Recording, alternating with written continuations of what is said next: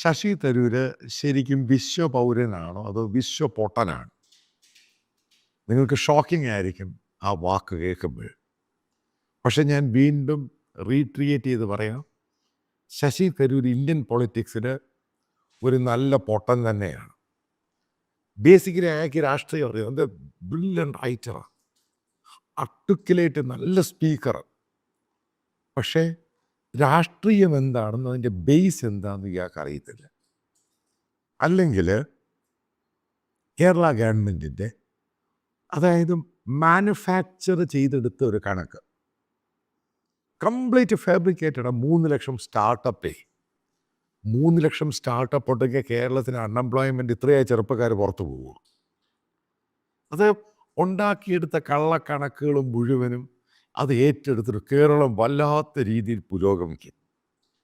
ശശി തരൂർ അടിച്ചു വിട്ടേക്കുക.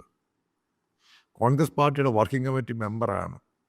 ഇദ്ദേഹം കഴിഞ്ഞ പാർലമെൻറ്റ് ഇലക്ഷനിൽ മത്സരിച്ച സമയത്ത് ഞാൻ ഇദ്ദേഹത്തെ എതിർത്ത്. ഞാൻ ഇദ്ദേഹത്തെ മനസ്സിലാക്കിയ അന്ന് മുതൽ ഞാൻ ഇദ്ദേഹത്തെ എതിർക്കാൻ തുടങ്ങിയിട്ടുണ്ട്.